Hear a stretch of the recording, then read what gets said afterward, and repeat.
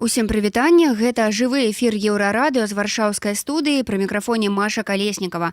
5 снежня ўвесь цывілізаваны свет адзначыў міжнародны дзень валанцёра.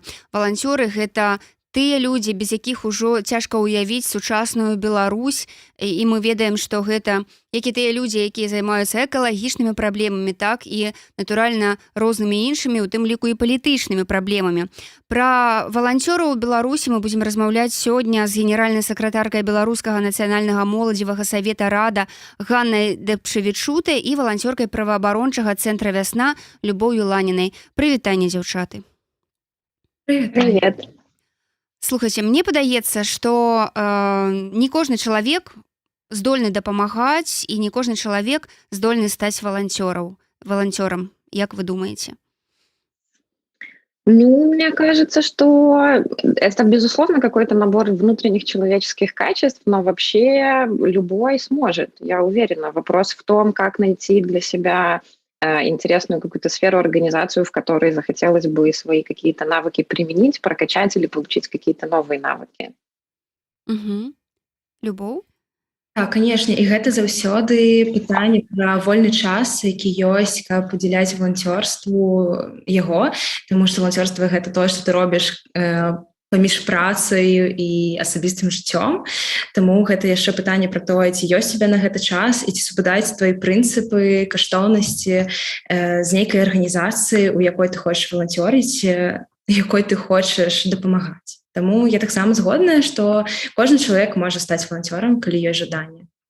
Раней, напрыклад, гады 2-3 таму, часцей за ўсё валанцёры ўзгадваліся ў нейкіх экалагічных праектах у Беларусі, так, у праектах, якія былі звязаныя, напрыклад, з бяздомнымі жывёламі, а ўжо з пачаткам пандэміі каранавіруса і падзей у Беларусі з 2020 года валанцёры, канешне, сталі такой неад'емнай часткай беларускага грамадства.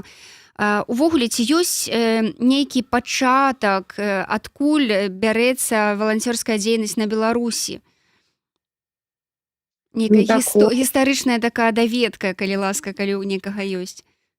Ну вот прям исторически, мне кажется, что если копать далеко, то, наверное, волонтеры начнут появляться впервые где-нибудь в районе Красного Креста и каких-нибудь таких организаций.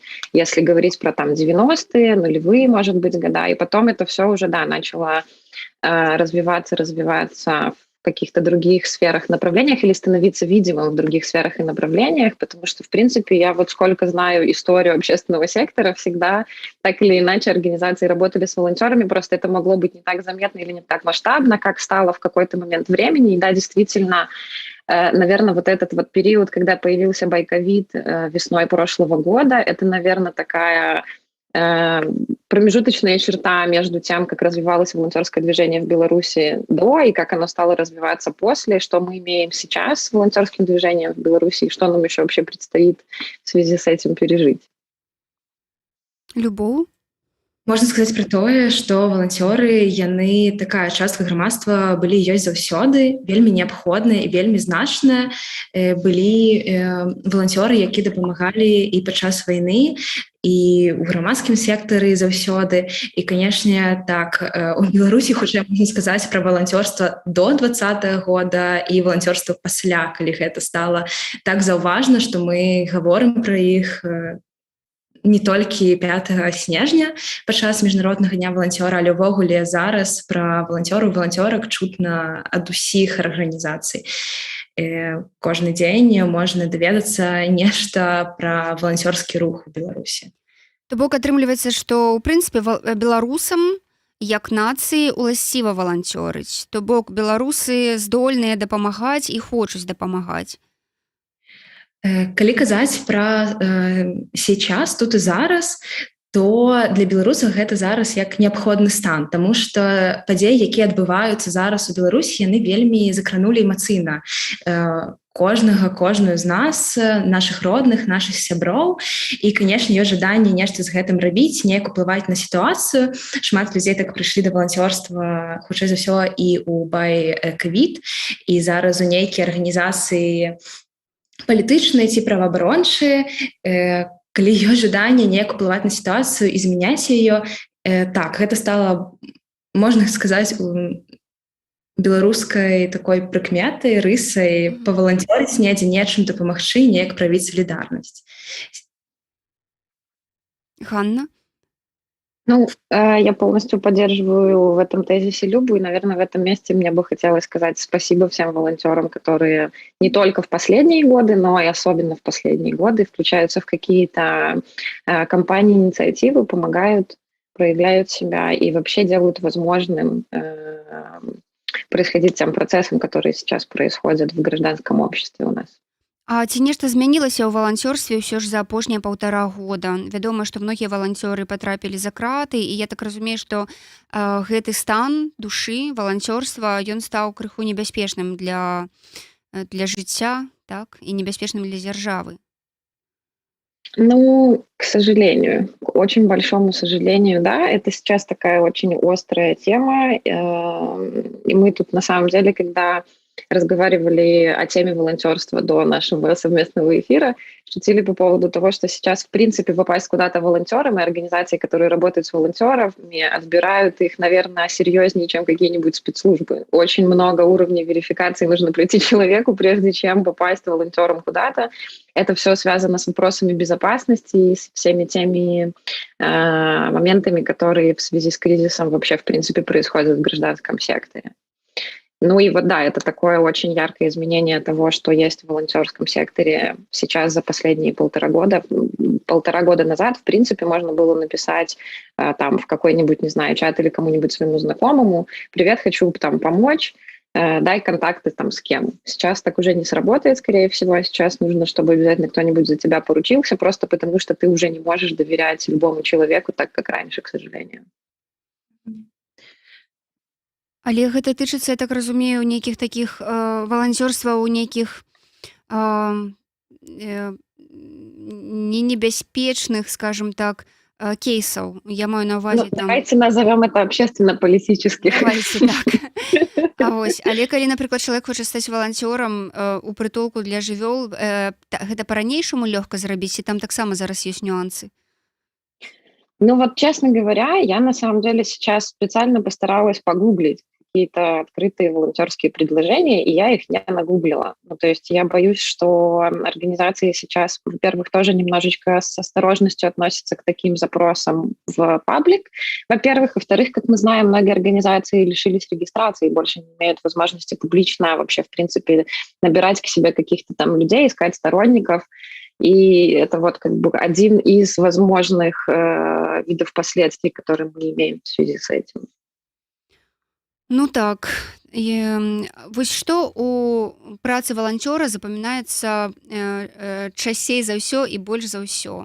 І, можа, раскажыце нейкія свае ўласныя гісторыі пра тое, вось, з якой самай... Ну, што было для вас самым цяжкім у вашай працы валанцёраў, што з'яўляецца самым цяжкім? Ведаеце, я тут вельмі хочу дадаць пра тое, што зараз валанцёрства зусім іншае, і падзеі, якія запамінаюцца, яны, ну, неяк проста эмацыйныя такія карцінкі вельмі яркія ў галаве. Напрыклад, валанцёры праваабарончага накірунку, ім вельмі эмацыйна цяжка, таму што прыходзіцца пра сябе прапускаць гісторыі нейкіх ператрусаў, катаванняў і допытаў, і такое, канешне, запамінаецца, і трэба такое потым адпрацоўваць. Вось, але з іншага боку гэта вельмі шмат знаёмстваў з іншымі людзьмі, гэта вельмі шмат кантактаў і сяброў, якіх ты знаходзіш падчас валанцёрства.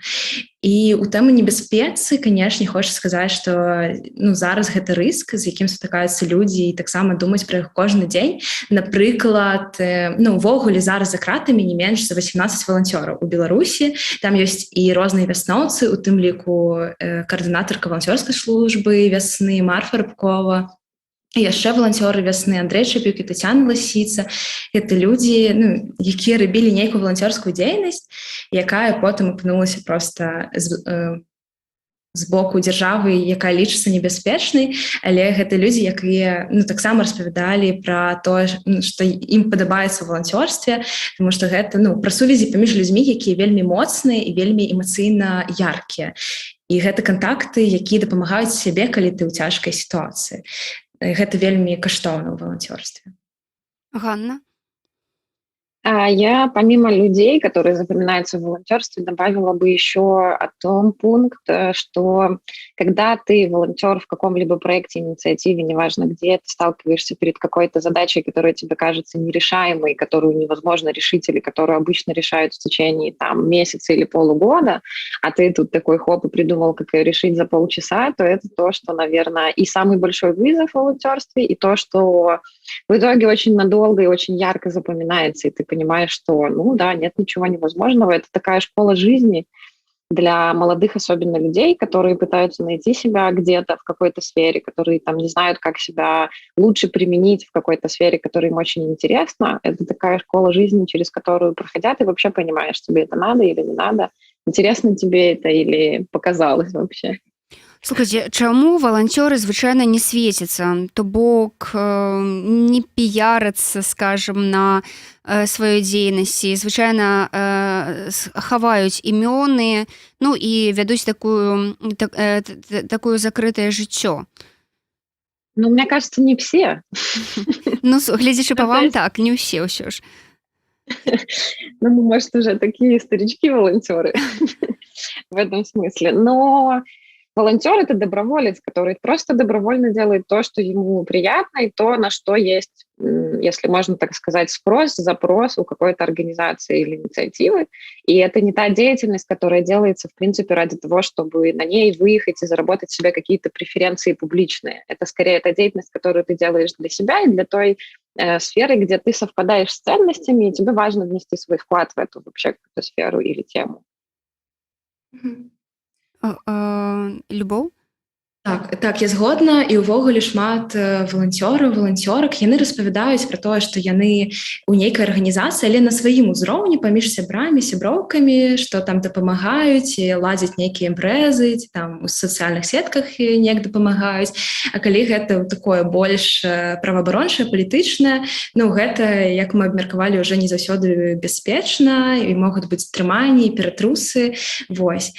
А так я згодная, што калі гэта такое валанцёрства, пра якое ты можаш распавядаць, ты гэта робіш проста на сваім узроўні, таму што ты атрымоўваеш досвед і ты ім дзелішся, але не кажаш пра гэта публічна, таму што гэта не твая мэта. Твая мэта гэта кантакты, досвед, дапамога іншым людзям. Ці можна гаварыць, што цяпер вось у Беларусі зарадзілася такая школа валанцёрства. Вось за апошнія 2 гады яна проста так вырасла ў нешта такое буйное.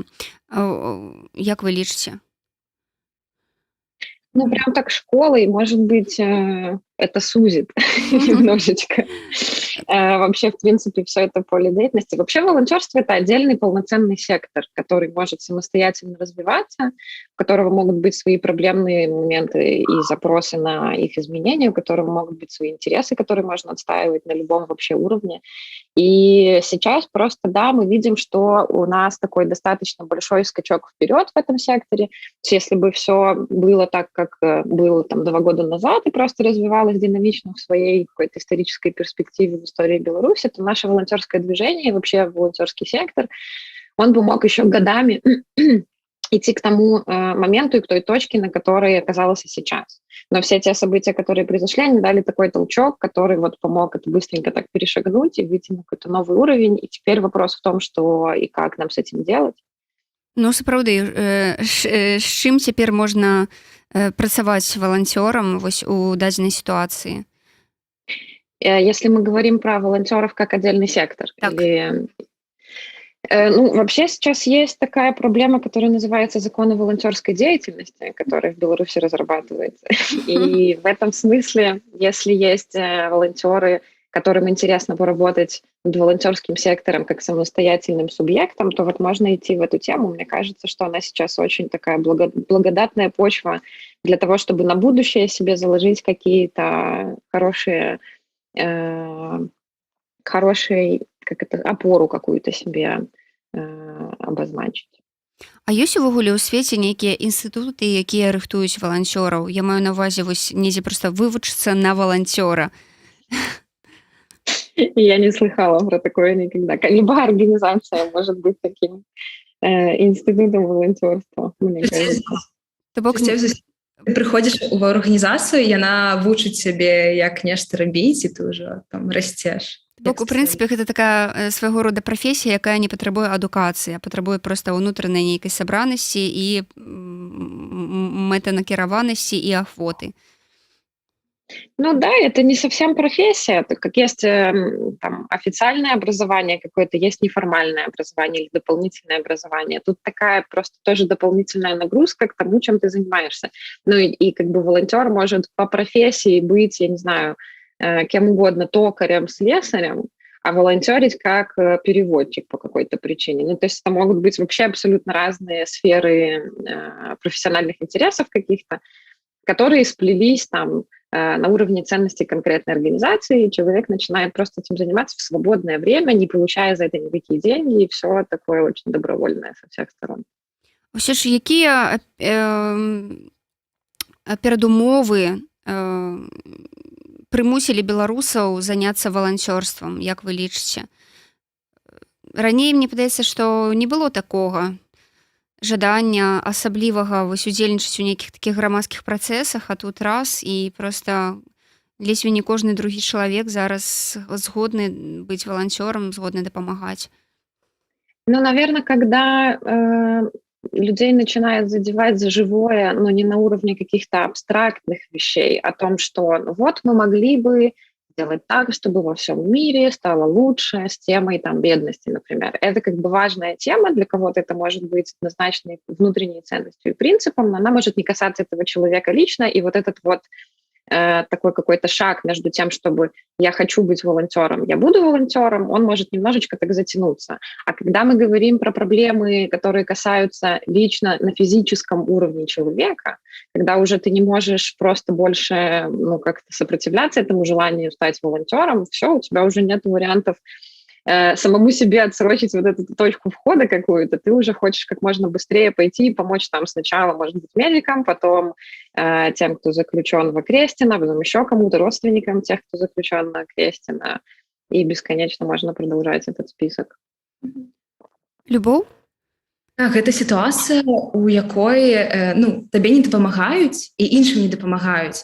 І тады ты збіраешся і ідзеш дапамагаць, ты робіш тое, што бачыш, дзе баліць, дзе патрэбна дапамога, таму што ну, хто калі не я, і ты пачынаеш такіх маленькіх справаў, збіраеш вакол сябе людзей, просто калі цябе эмацыйна нешта закранула тваю сям'ю, закранула твоих сяброў, ну, неяк ты не можаш за гэтаму увогуле ўжо нічога не рабіць і пачынаеш, таму што ніхто іншы не пачынае, ці пачынаюць усе адразу.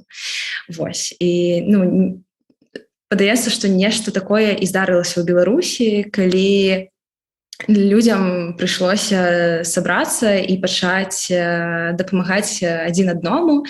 Ёсць яшчэ выпадкі, калі вясна дапамагала нейкім людзям, і потом яны вярталіся як валанцёры, таму што ну, вы мне дапамаглі, а цяпер я хачу разам з вамі дапамагаць іншым. Вось, нейкія такія эмацыйныя сітуацыі. Ну, то бок можна сказаць, што валанцёрства ў Беларусі гэта як вынік з'яўлення ўсё ж грамадзянскай супольнасці. Бо калі ўсё ж пазіцыя «Мая хата з краю» дамінавала ў нашым грамадстве, тады ўсё ж, відаць, не так это ўсё было і развіта. Ну, получается, что общественный сектор все-таки все это время работал. Как бы сейчас иногда не слышны нападки на общественный сектор про то, что где же вы были все это время и почему только сейчас. В разные годы это все звучало примерно одинаково, и сейчас, в общем-то, тоже. Где же вы были все это время, а сейчас вы тут как тут. На самом деле общественный сектор был всегда, и вот, видимо, каким-то таким невидимым и незаметным образом подготовил почву для того, чтобы все это стало вообще возможным, чтобы когда человек видит, что никто не решит эту проблему, ставил себя на место того, кто решит эту проблему. Любоў? Так, я згодная, цалкам згодная, што ўжо быў такі плацдарм, і дзякуючы гэтаму, калі валанцёрскі рух набыў значна большыя маштабы, просто ўжо была падрыхтоўка, каб пачаць прымаць большую колькасць людзей, рабіць больш справаў. Ну, Это еще просто такой замкнутый круг. Ты начинаешь и не можешь остановиться в каком-то смысле. Ты один раз помог, тебе понравилось, ты в каком-то смысле даже адреналин получаешь от этого всего, особенно если удается решить какую-то нетипичную задачку. И все, и вот ты уже не можешь соскочить, тебе уже нужно сегодня, завтра, послезавтра расписать свой день какими-то волонтерскими делишками. Ну і цяпер атрымліваецца з гэтым праблема у валанцёраў, якія ўжо пачалі гэтую дзейнасць, так, ужо калі ты не можаш застанавіцца. То бок зараз нейкая такая проста паўза ў гэтай дзейнасці. Да нет, я бы не сказала, что прям пауза, просто это все тише, чем хотелось бы, и тише, чем было раньше. Наверное, как-то так. Так. Але прыйдзе час, і гэта будзе яшчэ з больш новай выбуховай сілай. Я так разумею, волонтерство в Беларуси развиваться. Да. Но если не сдерживать вот это все, то, что сейчас все равно ограничено какими-то существующими, может быть, нормами там, в том же законодательстве или существующими, в принципе, рамками в белорусском обществе сегодня, если это все уйдет, и просто людям можно будет помочь в полной мере, не стесняясь и не скрываясь, там, где это действительно актуально и нужно, будет нам всем счастье. Слухайте, ну, відаць, яшчэ пару апошніх пытанняў. Мы ўжо пагаварылі пра тое, што беларусы гатовыя дапамагаць, навучыліся дапамагаць. А ці навучыліся беларусы прымаць дапамогу? Вось з гэтым ёсць яшчэ складанасць? Ёсць. Вялікая, канешне. Гэта фраза, што не-не-не, дапамагіць, калі ласка, іншым, ім больш патрэбна. Яна гучыць так часта, што ты ўжо не ведаеш, як з ёй магацца. Ну, гэта ёсць. Але як атрымоўваецца даводзіць людзям, што калі ласка, гэта вам патрэбна, вось адкрыйцеся, вазьміце, вось што трэба рабіць у такіх выпадках, каб атрымалася? Шмат размоваў і аргументаў, што дапамога, яна прыйдзе да кожнага і кожнай, хто, ну, каму патрэбна. І размовы я нават не ведаю. Ну, гэта настолькі заўсёды цяжка аргументаваць, што ну, калі ласачка, увазьмі, калі я табе хачу дапамагчы, там іншым таксама дастанецца, што але тое, што людзі саромеюцца, так, што ім дапамагаюць, гэта страх, што табе дапамогуць, ці гэта проста неўменне прымаць нешта ад іншага? Мне кажется, здесь вообще не про какую-то стыдливость вообще речь. Это про то, что мне, конечно, плохо, но я потерплю, есть те, кому хуже. Это вот про такое какое-то, ну, какое-то не прислушивание к своим каким-то потребностям и запросам и нуждам в угоду других людей, в хорошем смысле, в таком каком-то. И, наверное, пока ты не пройдешь сам через такую ситуацию, тяжело будет подбирать слова, как вообще донести, что нет, вообще это та ситуация, в которой вы оказались, это она, вот это то самое, ну, как бы, что обычно нужно, и все ссылаются на вас, чтобы вам помогли. Так что, пожалуйста, будьте так добры, примите помощь, наконец. Ясна. То бок атрымліваецца, што беларусы навучыліся дапамагаць, але яшчэ пакуль не навучыліся з удзяжнасцю на 100% браць тое, што ім прапануюць. Ну, как будто бы, да, частично. То бок, у прынцыпе, у валанцёраў яшчэ вялікая місія. То бок, першы этап такі пройдзены, валанцёры з'явіліся, іх шмат, а другі этап – гэта тое, каб навучыць беларусаў прымаць, дзякаваць і не лічыць, што яны гэтага не вартыя.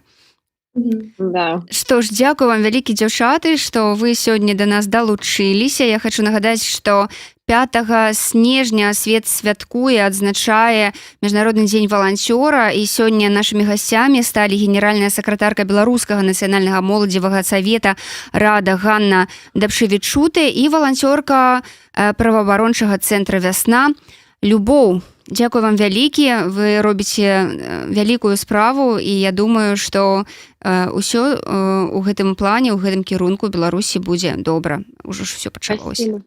Спасибо большое. Шчасліва.